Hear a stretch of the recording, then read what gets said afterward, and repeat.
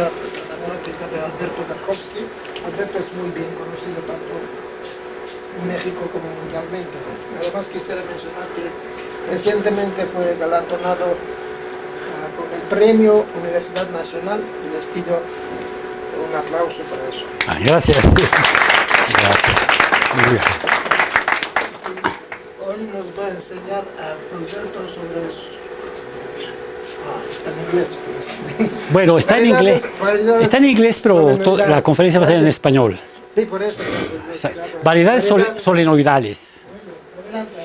Bueno, muchísimas gracias por invitarme a esta conferencia, pero quisiera empezar haciendo un anuncio, como le llaman en inglés, un disclaimer, le llaman ahora, que en realidad no soy topólogo, trabajo en sistemas dinámicos, pero soy digamos, un topólogo aficionado. Me gusta mucho la topología.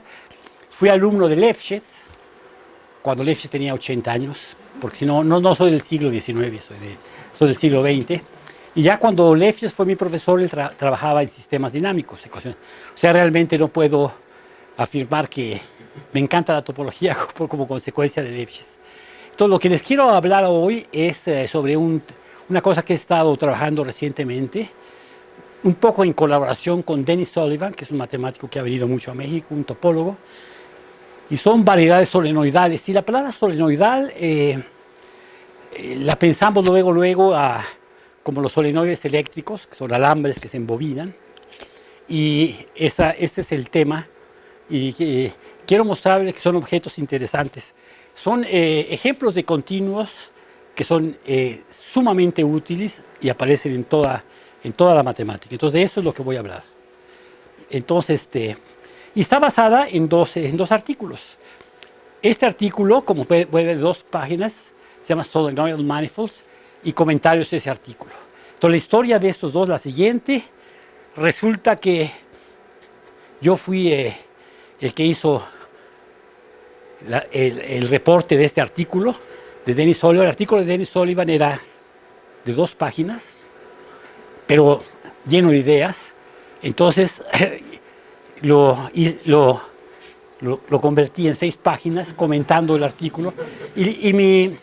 No es por presumir, pero mi revisión estuvo tan buena que dijeron, pues métela como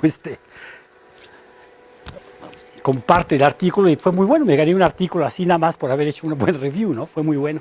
Y en realidad un poco este artículo lo lee uno, no tiene demostraciones, no tiene ideas, pero Dennis Sullivan es tan bueno que está lleno de ideas, motivación y todo eso, ¿no?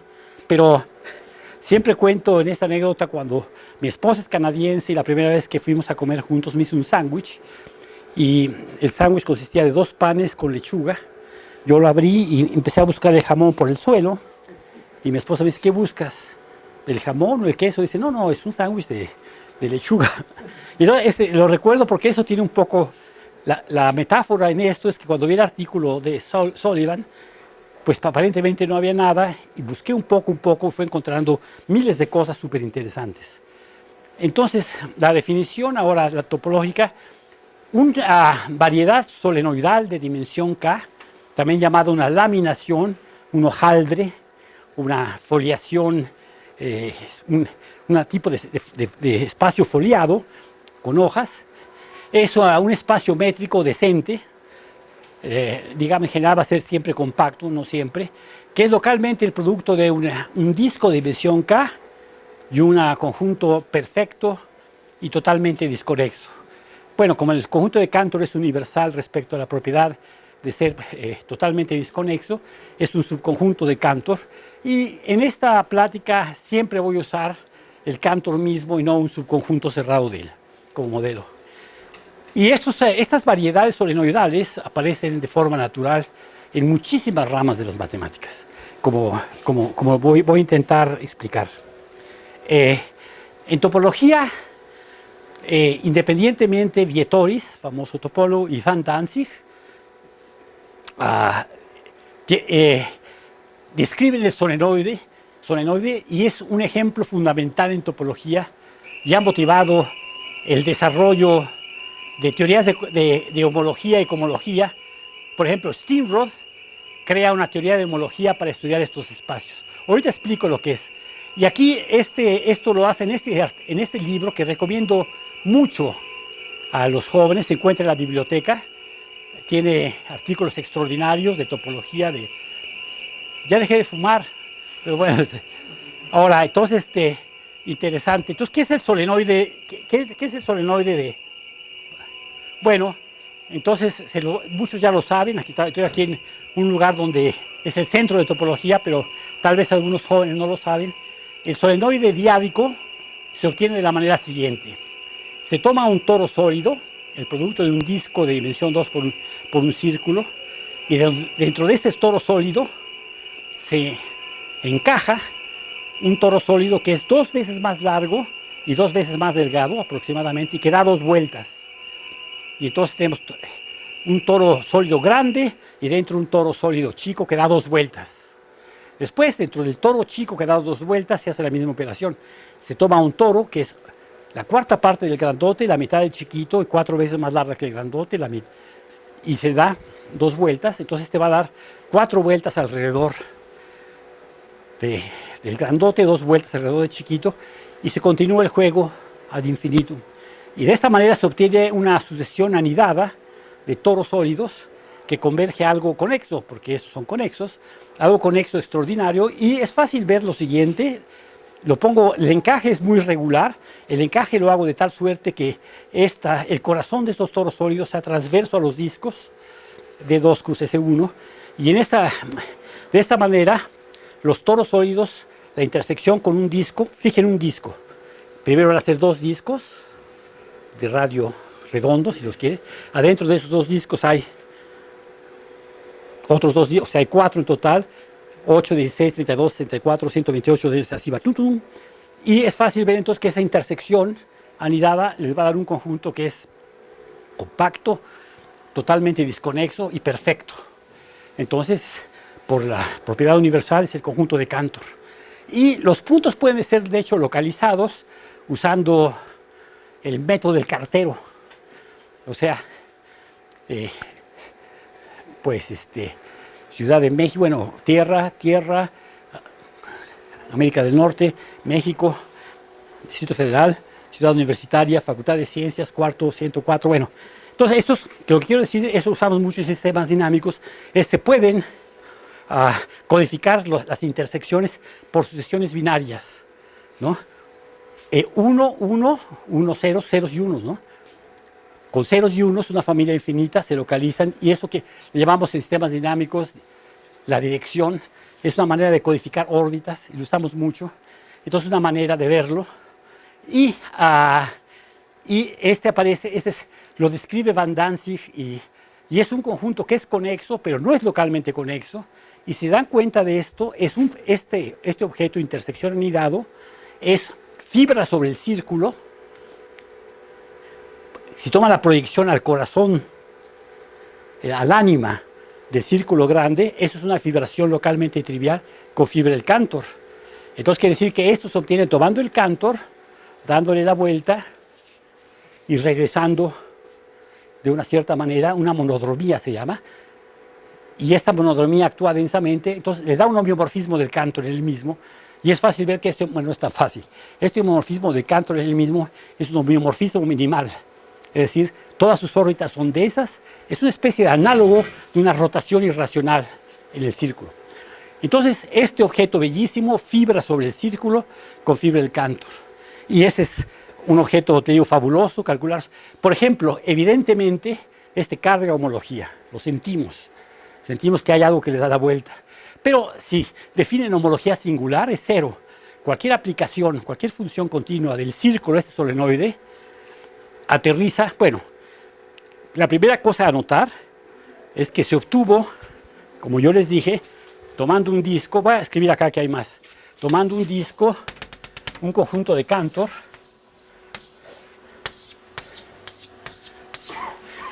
entonces tomo y pego este Cantor con un map, y este homomorfismo de pegado no tiene puntos periódicos, y es minimal. Y era minimal, entonces no tiene puntos periódicos, y cada órbita de estas es densa. Entonces, esto está foliado con objetos de dimensión 1 que dan la vuelta. Y antes los coches se entendían, abrieron el cofre, hasta yo componía un coche, soy tarado. Ahora abro y pues no entiendo nada, ¿no? Pero antes había una cosa que se llama el solenoide eléctrico, que ya ustedes ya son la época de los transistores, no han oído hablar de los bulbos, no han oído hablar de los Beatles, o si lo han oído hablar se los contó su abuelita. Pero entonces este es interesante, ¿no? Es un objeto interesante. Y digo, si toman una función del círculo a este solenoide, aterriza en una de estas rectas, y ahí lo contraigo a un punto, entonces la homología y la homotopía en el sentido usual es cero. Y sin embargo sabemos que no es posible. Esto está enredado, ¿no? Entonces de alguna manera es eso. Bueno, aquí están varias partes de un poquito más explícito lo que les expliqué, un toro sólido. Le hice una disección como un médico para ver cómo se van viendo los toros, ¿sí? Y desde luego le estoy hablando de cosas que lo conoce. Aquí otro, ¿verdad? Las diferentes etapas. Desde luego todo esto me lo fusilé del internet. Se va viendo así. ¡Ay! Bueno, aparecen en tantas cosas, aparecen de forma natural, por ejemplo, algebraicamente, la famosa Pontryagin desarrolla la teoría de dualidad. Una de las cosas más fabulosas que hay en matemáticas, me encanta, es el siguiente. Toman un grupo abeliano G, que sea un grupo topológico localmente compacto y abeliano. Y entonces, dado este grupo, un objeto interesantísimo es su grupo de caracteres, que está constituido de todos los homomorfismos en el círculo. El círculo es el conjunto de números complejos de módulo 1. Entonces, todos los homomorfismos de grupo de G al círculo forman un grupo topológico, como con la topología compacto abierta, que si G es compacto, sería la norma del supremo, se define una topología, y entonces esto da origen a un grupo dual, que es el grupo de caracteres, se llama un grupo dual, y toda la teoría, todo el análisis de Fourier y todo eso está basado en esta dualidad de Pontryagin. Y hay miles de cosas súper interesantes. Todo grupo localmente compacto posee una medida de Haar, una medida que es invariante, y se vuelve increíblemente rico. Ahora, uno de los grandes teoremas de Pontryagin dice que si toman el dual de un grupo discreto, o sea, el grupo de caracteres, este dual es un grupo abeliano compacto. Y recíprocamente, si toman un grupo compacto, su grupo de caracteres es discreto. El ejemplo paradigmático es si toman el círculo. Si toman el círculo, cualquier homomorfismo del círculo en el círculo es de la forma z, va a z a la n, donde n es un entero. Y entonces, su grupo de caracteres es z. Y recíprocamente, el grupo de caracteres del grupo discreto z es el círculo. Y es el análisis de Fourier, ¿verdad? Y entonces, siempre que tengan un grupo discreto, su dual es un grupo abeliano compacto. Entonces, lo más bonito para tomar ahora es tomar Q, bueno, lo escribo acá, Q, el grupo de racionales, el grupo aditivo de racionales, que todos conocemos, pero lo doto con la topología discreta.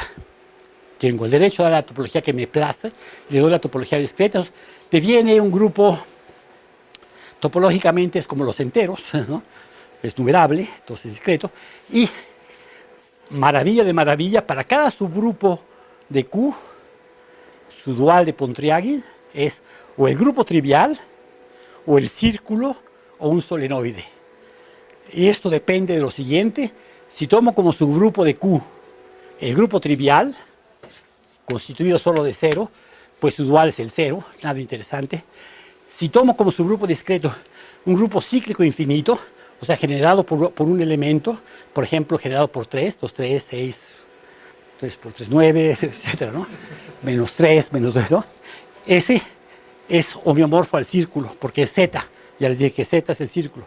Si toma cualquier subgrupo, entonces hay la tricotomía. Es el trivial, es cíclico, infinito, o es denso. Si toman un subgrupo y no es tan trivial, ejercicio, encuentren los subgrupos aditivos de Q, y ese ejercicio es un artículo, no es completamente trivial. Entonces, cada vez que ustedes tomen un subgrupo, su dual, teorema, va a ser un solenoide. unidimensional.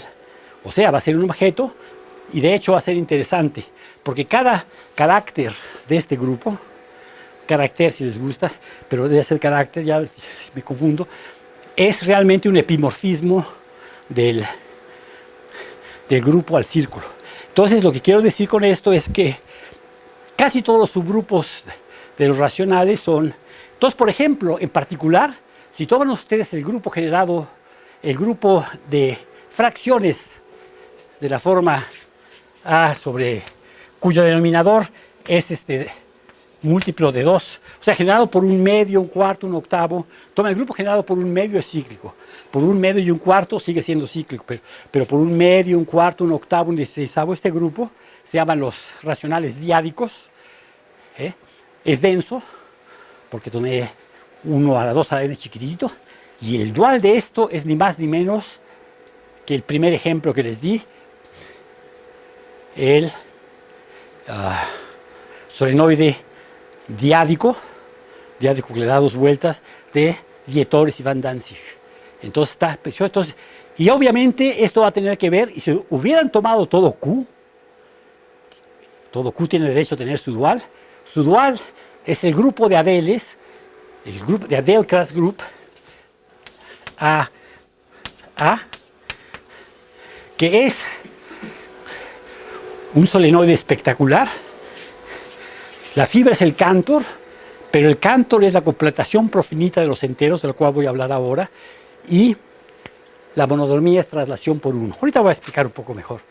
Es el papá de todos los solenoides. Este solenoide cubre a todos los demás, porque ustedes pudieran haber preguntado, oiga, ¿y por qué le da 2 vueltas al toro sólido inicial? ¿Por qué le da 3 vueltas? Bueno, doy 3 vueltas, al otro le doy 9 vueltas, al otro 27, 81, así, y tengo el solenoide triádico. Y luego alguien viene, no, pero a ver, yo quiero para cada racional, le doy 2 vueltas, 5 vueltas, lo que es más, me agarro los enteros y los ordeno por divisibilidad. N menor o igual que N, si N divide a M. Y así tengo una sucesión anidada de toros sólidos que se van intersecando según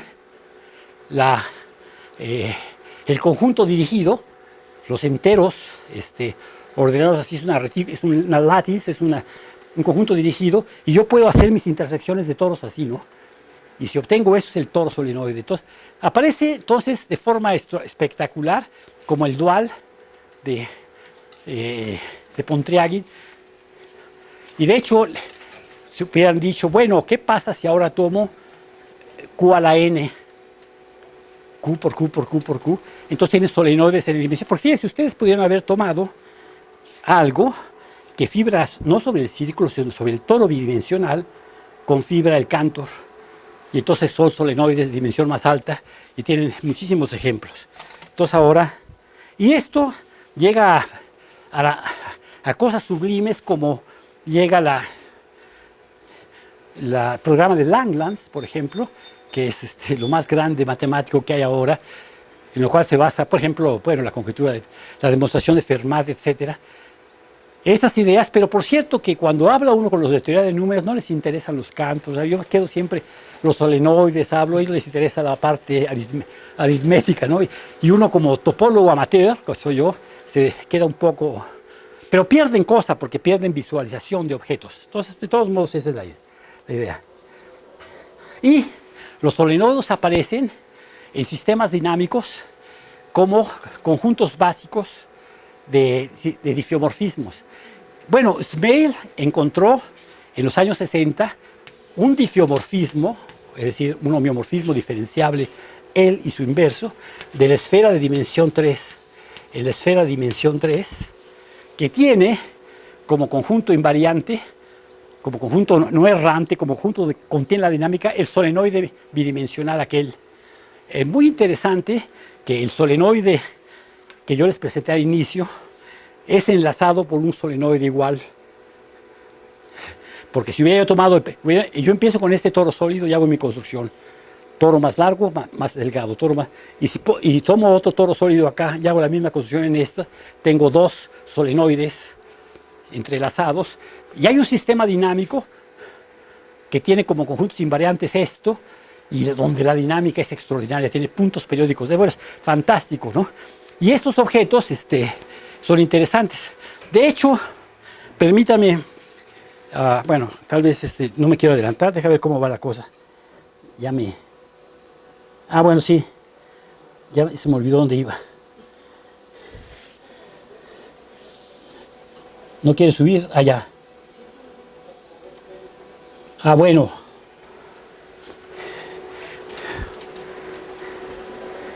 Entonces, un objeto, como le estoy diciendo que los solenoides, deja ver qué está. Sí. Voy a mostrarle una manera universal de construir solenoides de dimensión K. Entonces se hace de la manera siguiente. Se empieza con una variedad compacta N,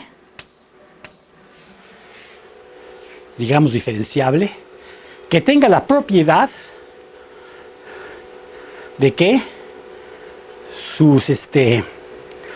los subgrupos de índice finito, la intersección de todos los subgrupos de índice finito, sea el grupo trivial. Esto se llama una variedad residualmente finito. Por ejemplo, el círculo es un caso de eso. El círculo, las cubiertas, no sé, aquí dicen revestimiento cubierta, cover space. Cubierta, pero que bueno.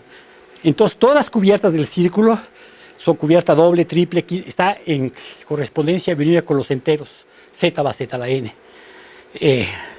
Y entonces tomo todos los del toro, T2, las cubiertas están parametrizadas por las subretículas de rango 2 de Z más Z. Entonces, por ejemplo, tengo el grupo fundamental del toro es Z más Z, lo pienso como la retícula estándar, y ahí tomo una subretícula que sea, por ejemplo, generada por AB, CD. Y la retícula va a ser de índice finito, el determinante de esto le va a decir el índice de la cubierta, ¿no? Bueno, entonces tomo yo el objeto, lo va a decir calmamente, tomo una variedad compacta que satisfaga esta condición. Esto implica que la torre de sus cubiertas finitas es infinita. Lo pienso como un árbol, un conjunto dirigido, así como el círculo.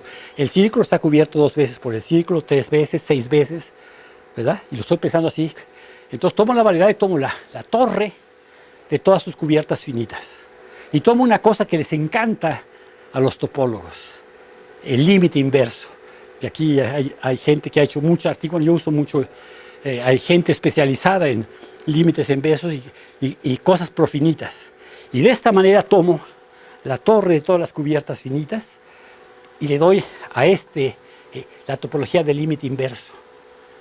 Y bueno, esto va a fibrar sobre la variedad con fibra del conjunto de Cantor, porque toma en un punto, cualquier cubierta le da un número finito de puntos, porque las cubiertas son de orden finito, y entonces esto va a querer decir que la fibra va a ser límite inverso de conjuntos finitos, y un ejercicio muy elemental es el siguiente. Si yo tengo una familia de funciones, digamos, de espacios topológicos finitos, K2, K3, etcétera. Bueno, lo pinto al revés. Si tengo una familia de funciones así, cada uno de los cuales es suprayectivo y todos finitos, suprayectivo y no trivial, digo suprayectivo y por lo menos 2 a 1, y tomo el límite inverso de esto, un ejercicio elemental de aplicación de la caracterización de Cantor, dice que este límite inverso es el Cantor, porque va a ser perfecto, va a ser compacto, el límite inverso de compactos va a ser compacto, totalmente desconexo y perfecto. Entonces quiere decir que esta construcción de tomar la torre de todas las cubiertas de una variedad de dimensión n, siempre y cuando esto sea infinito, porque por ejemplo si es simplemente conexa la variedad, tomo la esfera S2 y tomo su límite inverso, me estoy haciendo tonto, ¿no? Porque cada punto tiene una preimagen, ¿no? Entonces tiene que ir creciendo la cardinalidad. Es lo que quiere decir residualmente finito. Entonces toma la torre y les da un mecanismo de algo. Y en realidad lo que se va a tener al final va a ser algo que fibra sobre su variedad con fibra del conjunto de Cantor. Pero yo pude haber tomado, en lugar de todas las cubiertas a lo tonto, todas las cubiertas regulares, todas las cubiertas de Galois. Es decir, las cubiertas corresponden a subgrupos normales del grupo fundamental. En este caso, la fibra es un conjunto, es un grupo, ¿verdad? La fibra es un grupo finito. Y yo tengo, el límite inverso va a ser un fibrado principal con fibra, un grupo cantoriano. Nunca nos dicen que el conjunto de Cantor, bueno, ya estoy diciendo, estoy hablando como, I never knew that Betty Kerr was so difficult. Estoy hablando como un idiota. No, quiero decir, lo que quiero decir es que nos hubieran dicho desde el principio que el conjunto de Cantor, y cuando digo él, es porque está caracterizado topológicamente, es un grupo de un número infinito de maneras, porque es el límite inverso de... Y, por ejemplo, para el primer ejemplo que les di, corresponde a las cubiertas dobles del círculo.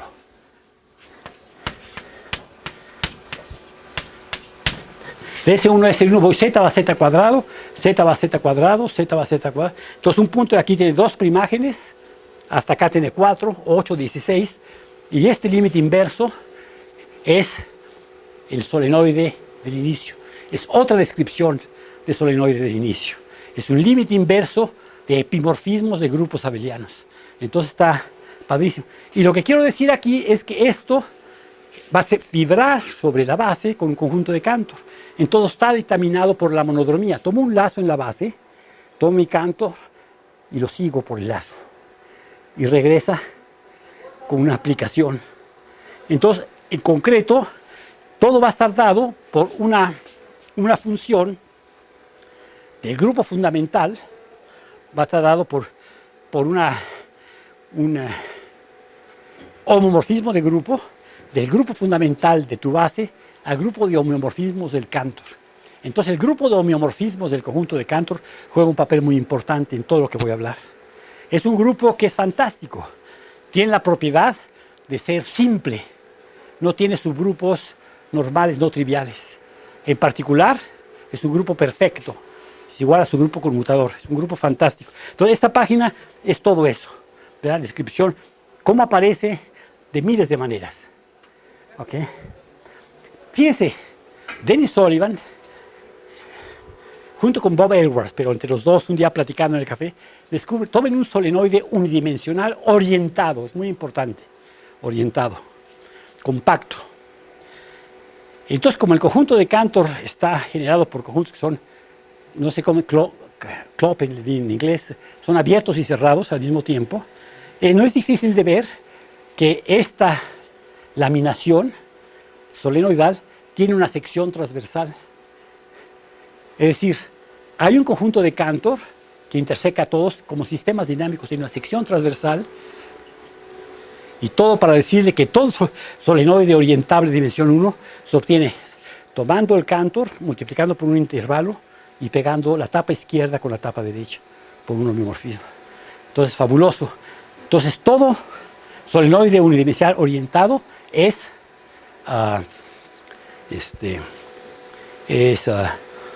una suspensión, le llamamos en sistemas dinámicos, la suspensión de un homeomorfismo.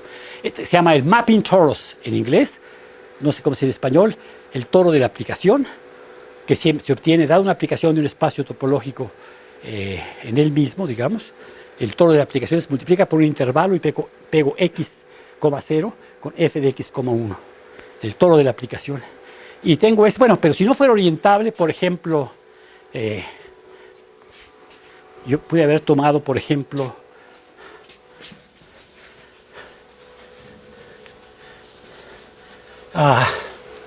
pude haber tomado, por ejemplo, este. Sí, lo conoce, ¿no? Entonces este admite cubiertas no orientables. Y hay una cosa fantástica en matemáticas, en superficies, que se llama vías de tren desarrolladas por Thurston. Y vías de tren son en una superficie de género mayor que 2, se mete una gráfica lisa, se llama vía de tren porque son C1, quiere decir que es así, ¿no? Si la hago así, pues se descarrila, ¿no? Es una gráfica C1 y todos los caminos les dan una laminación geodésica. Bueno, no quiero... Pero aquí el caso que esto lo aprendí de Santiago López, esto es muy ilustrativo, como había muchos jóvenes, porque esto tiene que ver con el bien y con el mal. Digamos, si el bien es girar como las manecillas del reloj y el mal girar al revés, entonces un joven de la Facultad de Ciencias siempre hace el bien. Y un día, no, mejor al revés, siempre hace el bien. Y un día dice, ¿sabes qué? Voy a pecar. El problema es que ya nunca regresa. Entonces que le sirva de lección. No, pero no tiene nada que ver. Esto no tiene que ver con mi conferencia, pero era un pequeño algo para sentirnos un poco mejor y no aburrirse con tanto solenoide. Entonces sale así, ¿está bien? Pero lo que quiero decir con esto, que existen solenoides no orientables que no satisfacen lo de... Un ejemplo clásico son las laminaciones geodésicas de superficies. Bueno, ahora, no sé si Shepin se escribe así, porque tú conoces Zhenya Shepin, que ha venido, amigo, que ha venido acá, un topólogo extraordinario. Y bueno, Dennis Sullivan entonces demuestra que todo solenoide compacto unidimensional se obtiene Cantor por un intervalo pegando. Es un Tor de aplicación.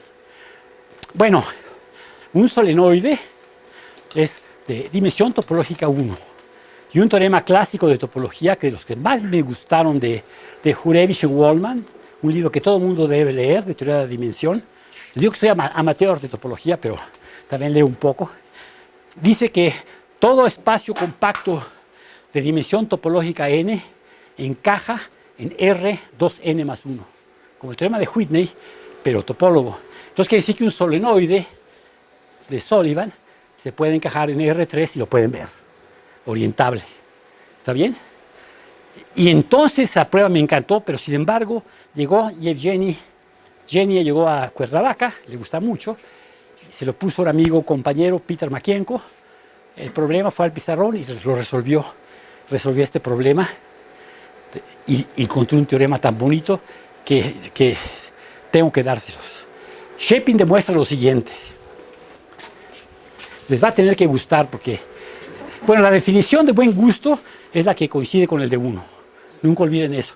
Entonces, como a mí me gusta, creo que es la definición universal. Entonces, lo que demuestra Jenny es lo siguiente. Toman un conjunto de Cantor en el plano. Y recuerden que puede ser súper complicado. Puede ser, por ejemplo, lo tomo en el eje real, en el intervalo 0,1 del eje real tomo su Cantor ternario de su clase de cálculo, pero puedo tomarlo Cantor por Cantor. Cantor por Cantor es Cantor, Cantor por Cantor por Cantor por Cantor es Cantor, y Cantor numerablemente es Cantor, Cantor por Cantor por Cantor. Entonces, tómenlo, por ejemplo, hay mucho aquí de sistemas dinámicos holomorfos, y tomen, por ejemplo, el conjunto de Julia, ¿verdad? Y fue un Cantor horrible, ¿no? Bueno, entonces demuestra lo siguiente Shepin. Toman un Cantor arbitrario y toman un homeomorfismo F del Cantor en el Cantor. Por ejemplo, ese horrible, ¿no? Entonces piensen en este Cantor. Entonces lo que demuestra Shepin, que entonces existe una extensión, un homeomorfismo de R2 en R2, homeomorfismo que extiende tal que F tilde restringido acá es F. Entonces todo homeomorfismo de Cantor se extiende un homeomorfismo de todo R2. Fíjense cómo demuestra. La primera etapa para demostrarlo es, dado cualesquiera conjunto de Cantor en el plano, K1 y K2, uno por allá y otro por allá, hay un homeomorfismo que lleva de R2 que lleva uno al otro. Esto es no trivial porque es el teorema de clasificación de superficies no compactas. Porque la superficie obtenida al quitar el Cantor, el primer Cantor, es un árbol de la vida menos un punto. Y el otro igual. Y la clasificación de superficies le dice que si quitan estos dos Cantor, como superficies son lo mismo. no importa dónde demonios lo quiten. Y entonces si lo tapan, da lo mismo. Entonces, quiere decir que, entonces, ¿para qué me hago tonto? Lo que voy a extender es el conjunto de Cantor que conozco, que es el ternario en el eje real. Bueno, entonces ahora, espero que termine, porque voy en la página, pero sí voy a acabar. Bueno, entonces agarro, tengo mi Cantor, voy a pintarlo así, ¿ok? Y mi Cantor. Y tomo la gráfica de mi homomorfismo, de Cantor en el Cantor. Entonces ve como un conjunto cacarizo aquí. Observen que a propósito no la pinto creciendo, porque es un homomorfismo de Cantor en el Cantor, pero no necesariamente crece. Por ejemplo, cambio dos componentes del Cantor aquí así, ¿verdad? Ni sube ni baja, sino todo lo contrario. No estoy diciendo que esto, ¿no? Ahora, el teorema de Urison-Titze realmente se debe a Urison. Dice que este homeomorfismo que va del Cantor al Cantor se extiende un homomorfismo de R a R, no a una función continua, cuya gráfica entonces se ve así. Restringida al Cantor es lo que yo quiero. Entonces la extiendo y pinto la gráfica de esta extensión, de la función de... Tengo la función de K en K está en R y la extiendo por Urison, ¿verdad? Entonces esta gráfica cacariza es en realidad parte de una gráfica de R. Y luego lo que hago, tomo un homomorfismo de R2 a R2 que hace lo siguiente. Agarra cada recta vertical y va a trasladar el 0 en esta recta vertical a la gráfica. Entonces piense como palitos chinos, ¿no? Pit, pit, pit. La llevo. Bueno, entonces este homomorfismo tiene la bellísima ventaja de llevar el conjunto de Cantor a los puntos de su gráfica. Es un homeomorfismo de R2. Ahora, sin que nos dé tortícolis, torcemos la cabeza. ¿Cómo vemos la inversa de una función? Giramos la cabeza. Entonces giramos la cabeza y esta gráfica ahora hago la inversa. Me regreso con los penes hacia acá. Y ahora lo que voy a tener es que hay un homeomorfismo de R2 a R2 que lleva esto a esto. Y si ahora roto 90 grados, lleva esto a esto, y es facilísimo ver que el homeomorfismo que tengo es el que empecé. QED. Bellísimo, ¿no? ¿Cómo? Isotópico a la identidad. Bueno, pero hay un teorema que dice todo homeomorfismo que preserva la orientación de R, no trivial, que preserva la orientación de R2 es isotópico a la identidad. Entonces está bonito, ¿no? Entonces ahora, pues ya con esto ya sé cómo agarro el plano y tomo el mapping toros del plano de este map. Y entonces ya veo cómo encajar, pero lo encajo como una trenza. Porque una manera que me gusta pensar es la metáfora siguiente. Piensen en el solenoide inicial diádico. ¿Saben qué? Quiere ser una trenza. Pero una trenza con un número infinito de, ¿cómo se llaman?, de hilitos.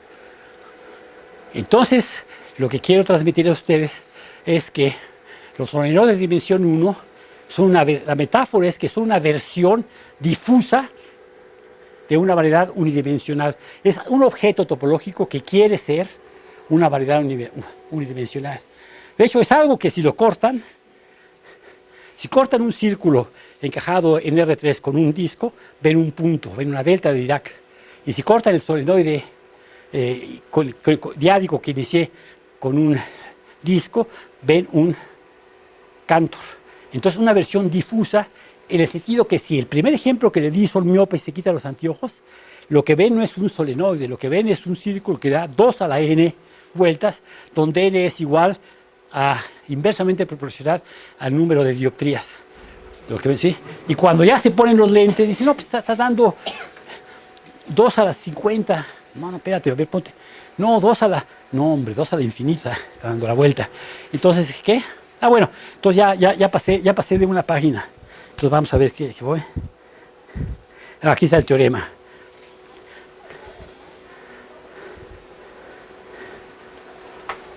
Bueno, aquí es la demostración Ya se los dije, usan TITSE. Aquí me regañaron porque usé TITSE, porque no es TITSE, realmente le quité la prioridad a Unison. Sí, los rusos se enojan, pero yo lo aprendí como TITSE en la facultad y está mal, ¿no? Bueno, ahí está mi teorema. Bueno, ahora, cualquier variedad de dimensión 1 compacta es una unión de círculos, compacta sin frontera. Y una unión de círculos siempre es la frontera de una superficie, porque agarran la superficie y le hacen N hoyos. Bueno, el círculo es frontera del disco. Ahora digamos que yo quiero decir todo solenoide orientable unidimensional es la frontera de un solenoide compacto de dimensión 2. Es cobordante a cero en el ámbito de las laminaciones. ¿Ven por qué se llama laminación? Es un conjunto jaldrado. ¿Se acuerdan de las campechanas? ¿Se acuerdan de las campechanas? Ya no hace, pero había campechanas, eran, ¿no? Hojaldre, ¿no? Entonces, pero son campechanas unidimensionales, no tan sabrosas. Bueno, pero bueno. Entonces resulta que es muy bonito, resulta que se puede demostrar, y ahora lo voy a hacer rápidamente, que todo solenoide unidimensional es la frontera de un solenoide compacto bidimensional con frontera, cuya frontera es esta. Entonces, para esto uso el hecho de grupo de homeomorfismos del Cantor, es perfecto, es un teorema de Anderson. Entonces me agarro un homeomorfismo del Cantor, f de k en k, ¿sí ven? Un homeomorfismo del Cantor, y f, homeomorfismos de Cantor, es un grupo perfecto, es igual a su propio conmutador. Lo que quiere decir es cualquier homeomorfismo del Cantor es producto de un número finito de conmutadores. Los escribo. Entonces f es el conmutador de f1 h1 por f2. Esto luego es f1 compuesto con h1 compuesto con f1 menos 1 compuesto con conmutador como grupo bajo composición. Luego f2 h2, así hasta fg, el g a propósito de género, fg hg. Y ahora yo sé que el grupo fundamental de una superficie de género G asas menos un disco es el grupo libre en dos G generadores, porque esto se retracta a una bouquet de círculos, y el producto de los generadores son meridiano paralelo, en cada asa, ¿no? Meridiano paralelo. El producto de los conmutadores es este. Y ahora doy una representación del primer ejemplo del grupo fundamental de esto al grupo de homomorfismos, que a cada generador libre la asocia F1, a este generador la asocia F1, a este F2, a este F2, a este H2, a este F3, H3, etc. Y el producto de todos es mi F. Entonces, si hago la construcción de suspensión de esto, lo que obtengo es una laminación. Obtengo un fibrado con fibra del Cantor, donde la fibra restringida a esta frontera circular es el solenoide que habían dado. Precioso. Esta idea, obviamente, es de un genio, uno de mis héroes, William Thurston. Bellísima idea. Con esto demuestra cientos de cosas. Bueno, aquí está Anderson. Hay muchos Anderson. Ese es R.H. Anderson. Demuestra. Bueno. Pero voy ahora a tomar un ejemplo que es de mis favoritos de aplicaciones de solenoides. Porque es algo que va a involucrar variable compleja, espacio de Teichmüller, superficies, grupo modular. Y nada más me gusta porque demuestra un poco la universalidad de la construcción. Porque empecé diciendo, son padres los solenoides. Ay, y empieza a dar ejemplos. El movimiento se demuestra andando, aquí se demuestra dando ejemplos. Entonces vamos a ver lo que hace Dennis Sullivan. Dennis Sullivan, en sus famosos teoremas sobre Feigenbaum, sobre sistemas dinámicos holomorfos, hace la siguiente construcción. Toman una superficie de Riemann. Y cuando digo superficie de Riemann, es una superficie lisa, y voy a suponer que es de género, que es hiperbólica, o sea, género mayor o igual que 2, tiene al menos dos asas, Y superficie de rima quiere decir que además está dotado de una estructura compleja. Es una superficie compleja, una variedad compleja de dimensión 1 compacta. Y ahora tomo la torre de todas sus cubiertas, finitas. Y tengo algo que ahora, la imagen de un punto, cada vez un número finito de puntos, puedo tener algo que fibra sobre la superficie con fibra de Cantor, algo conexo. Esta es un objeto fabuloso porque a cada estructura compleja que le den a esto, esta se levanta. Porque algo muy interesante es lo siguiente, que se me olvidó. Tal vez debiera haber dado antes, pero... A ver, déjame ver cuánto me falta para ver que me tardo más o menos. Chin. Falta muchísimo, pena.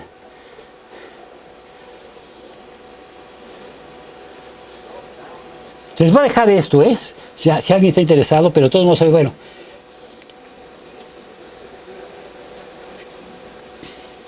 ¿Dónde me quedé?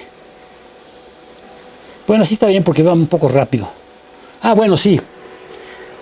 Entonces, unos objetos, este es un ejemplo de una laminación o solenoide bidimensional. Entonces, un solenoide bidimensional es algo que está laminado por superficies. Ahora, ¿por qué los solenoides o laminaciones cantorianas son interesantes? Porque fíjense, a lo largo de las hojas puede hacer geometría diferencial, topología diferencial. Puede introducir una métrica riemanniana en cada hoja, a condición que ésta varíe continuamente en la dirección transversa.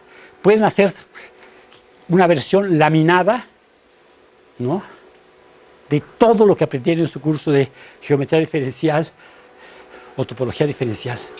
En particular, pueden darle una métrica riemanniana y pueden preguntarse si le pueden dar una métrica con curvatura negativa. Y pueden preguntarse miles de cosas, ¿no?, sobre esta. Y lo que hace Sullivan en este artículo es encontrar el conjunto de todas las estructuras complejas posibles, laminadas. Y entonces quiere decir que esta teoría es differential geometry this way, Cantor set this way. Lo digo en inglés, no por payaso, es porque le preguntaron una vez Spencer, famoso Spencer, Collier Spencer, le preguntaron qué era una gavilla, sheaf, creo que le llamamos gavilla, ¿verdad? Entonces Spencer dice, oh, it's very easy. It's topology this way, algebra this way. Efectivamente, ¿no?, los stacks, las fibras de las gavillas son módulos, son anillos, son grupos. Y esto aquí lo puedo pensar, por eso lo dije en inglés, puedo pensar, hago topología diferencial de esto y en la dirección transversa hago topología cantoriana. Puedo pedir que sea medible en la dirección de Cantor. Puedo hacer lo que se me pegue la gana, por eso soy matemático. Por eso elegimos matemáticas, porque no hay ninguna carrera que tenga más libertad creativa que la nuestra. ¿Estás de acuerdo? Y en lugares donde, ya me estoy saliendo de la partitura, pero en lugares donde hay autoritarismo, etcétera, los mejores científicos se llaman las matemáticas por esa razón. Porque si eres físico y la atómica, si eres escritor, oye, estás, ¿verdad? Entonces, todo eso para ayudarles cuando los alumnos le preguntan, oiga, maestro, ¿y por qué te gusta la libertad o no? Y entonces, pero si te gusta el dinero también, ten mucho cuidado porque entonces, bueno, pero no, eso no lo digas. Entonces tengo esto, entonces con esto encontró una versión del espacio de Teichmüller universal fabuloso, ¿no? Bueno, ahora voy a terminar ya más o menos. Entonces voy a descansar un poco, voy a tomar mi agua para desacelerar un poco, ¿no?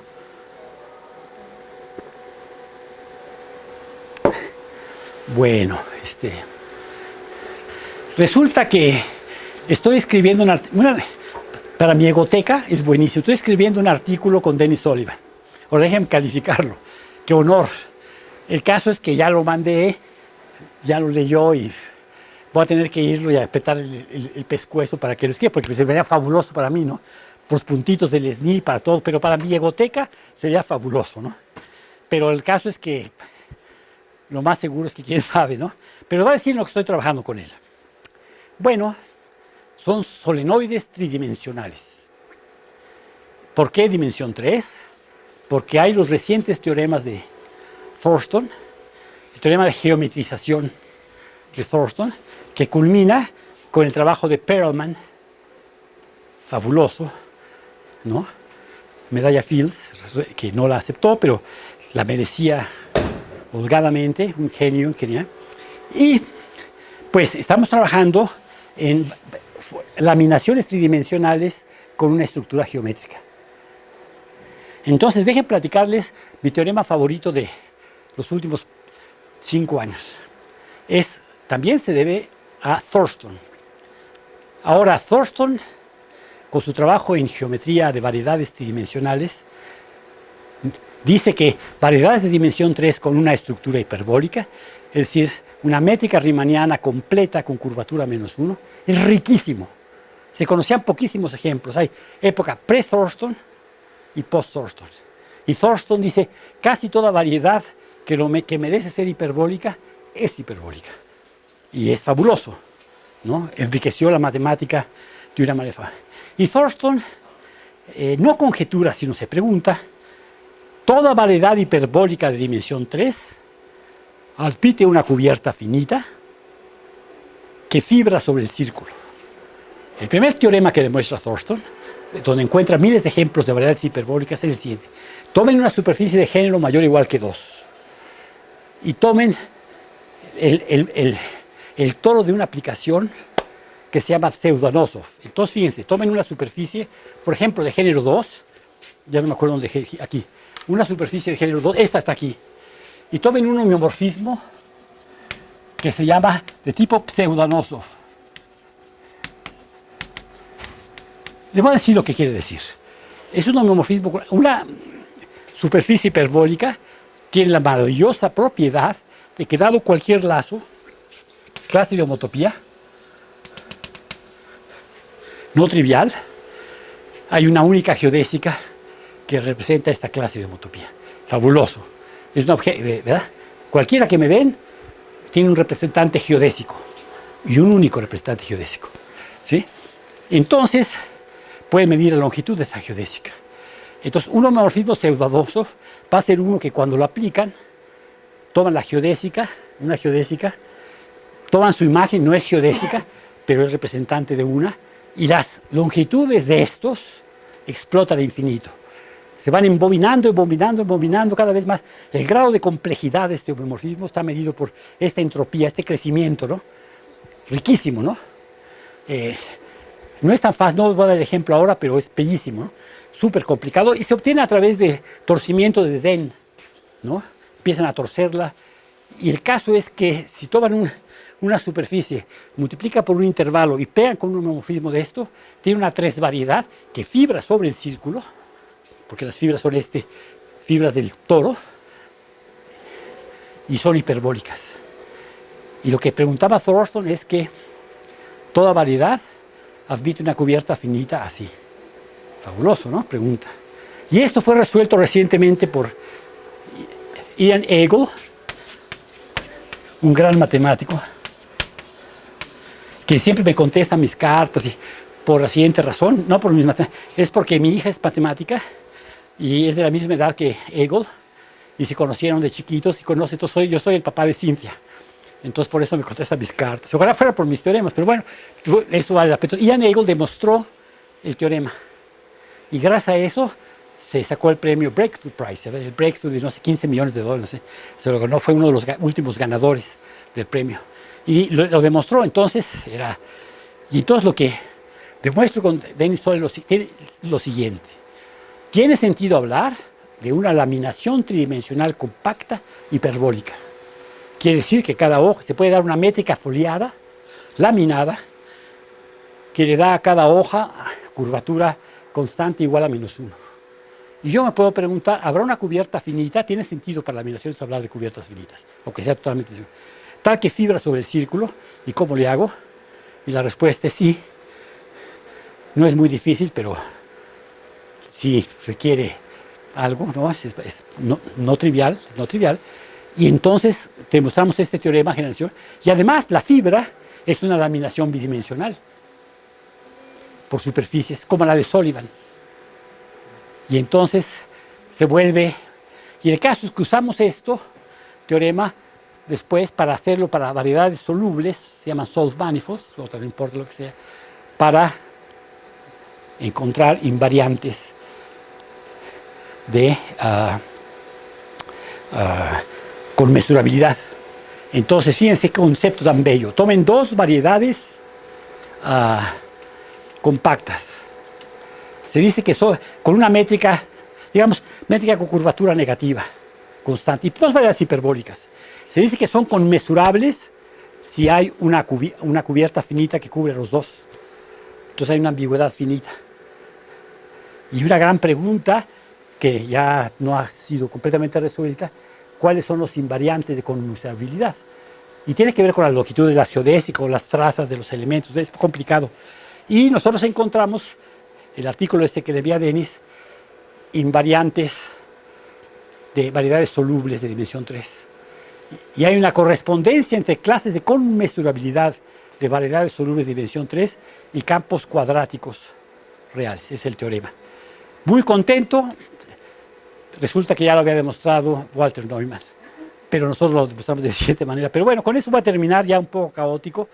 Y perdón, me faltó como la mitad de lo que, pero creo que les di una probada de lo que estoy trabajando y la versión laminada, la metáfora de que un solenoide es algo que quiere ser una variedad.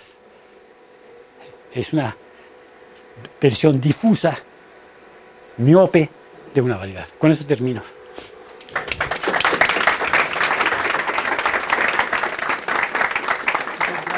Preguntas, por favor. Por acá. A ver, ¿cuál sería el análogo? No, el teorema de Thorson es si tengo un homeomorfismo de la superficie. Bellísima pregunta. La tengo aquí, la tengo como pregunta según yo.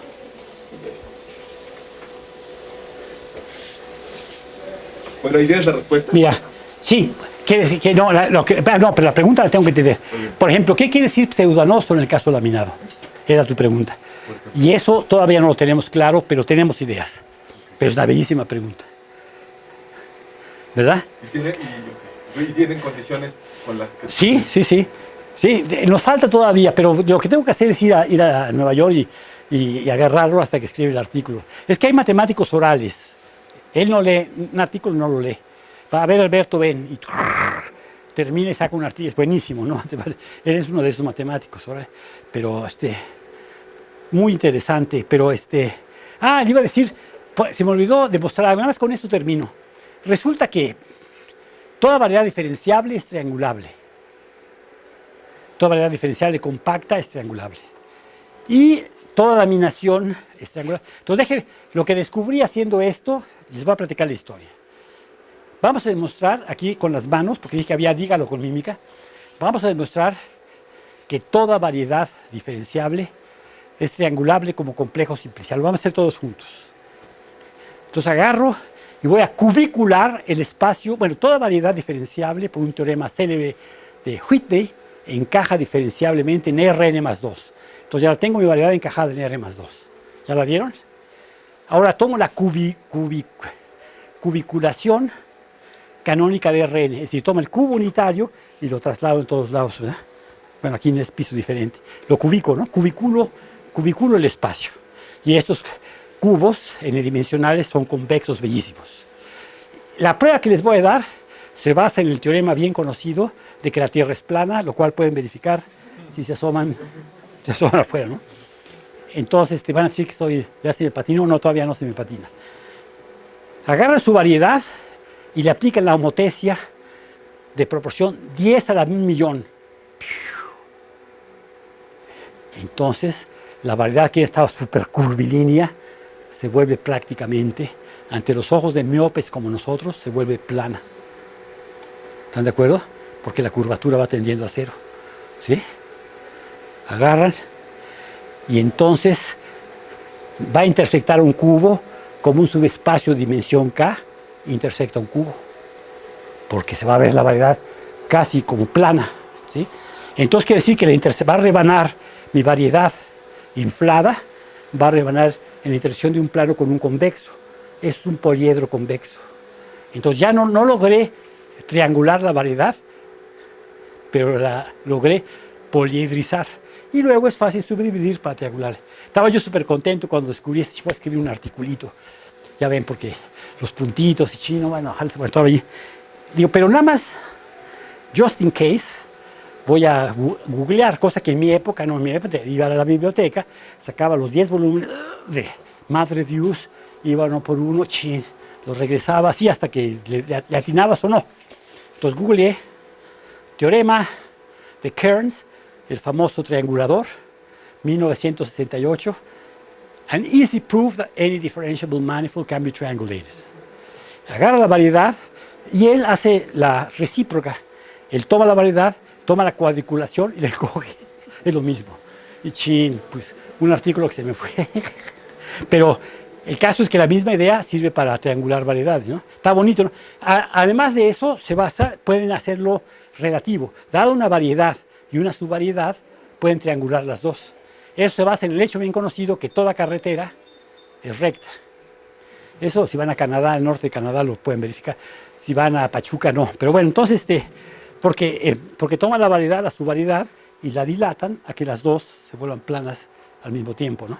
Entonces, qué bonito, ya entendimos, ¿no? Ninguna sorpresa en que una variedad diferenciable la puedan triangular. Bueno, ya con eso ya termino. Ahora sí, ya de veras.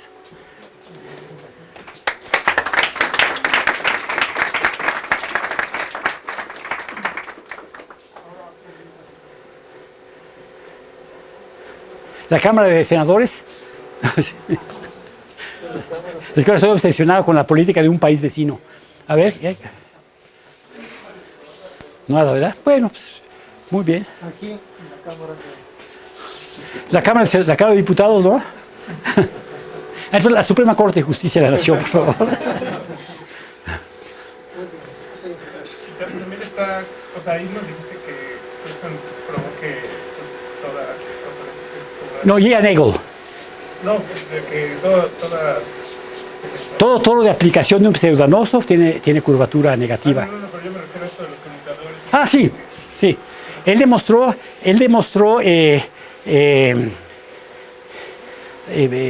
teorema, una variación de ese teorema. A ver, fíjate, ahí te va. Toma el toro. Todos los que trabajamos en sistemas dinámicos sabemos que hay foliaciones en el toro fabulosas. Foliaciones irracionales, etcétera, ¿no? Él demuestra que dada cualquier foliación en el toro, es cobordante a cero. Fíjate qué bonito. Entonces me das un flujo irracional, cualquier cosa, ¿no? Entonces hay una variedad de dimensión 3, cuya frontera es el toro, foliada con cosas bidimensionales que tocan la frontera transversalmente en lo que tú me diste. Y lo hace así. O sea, y eso se puede... Sí, se basa en el hecho que el grupo de difiomorfismos del círculo es perfecto. Les va un torito. En geometría, con esto ya termino. En geometría euclidiana nos aprendimos que toda isometría del plano es composición de reflexiones. Para agarrar un triángulo, ejercicio de primero de primaria en Rusia, segundo de facultad en México. No, perdón, no, tampoco, no hay que exagerar.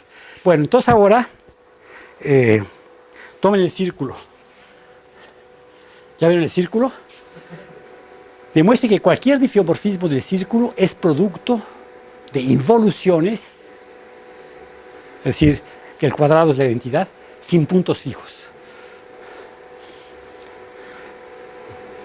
No está trivial, se basa en el hecho de que el grupo es perfecto. Porque el grupo normal generado por la inversión z va menos z, rotación de 180 grados, el normalizador de eso es todo el grupo. Y el normalizador son productos conjugados de él, Q y D. Así lo usé para demostrar la conjetura de Poincaré. Y me tardó 2 días de felicidad. Ya sabía que lo dejé descansar. Ya al cuarto día ya duermes bien y está todo mal. Pero bueno, había ideas, de todos modos, ¿no? Sí. ¿Otra pregunta? Pues si no hay, vamos a agradecer a Gracias.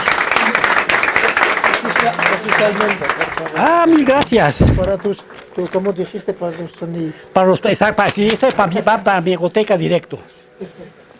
Sí, Muchas gracias. de nada. Eso de egoteca nomás, eso de egoteca es copyright de mi hijo. Una vez tenía un artículo que era citado por Arnold y estaba feliz y me dijeron que solo vale una cita. Y bueno, pues ni modo. Y mi hijo me dice, no, pero es muy bueno para tu egoteca. Y desde entonces uso la palabra egoteca, es buenísima, ¿no? Porque sí la necesitamos, ¿eh? ¿Verdad? Ok, gracias. Muy bien. Y pero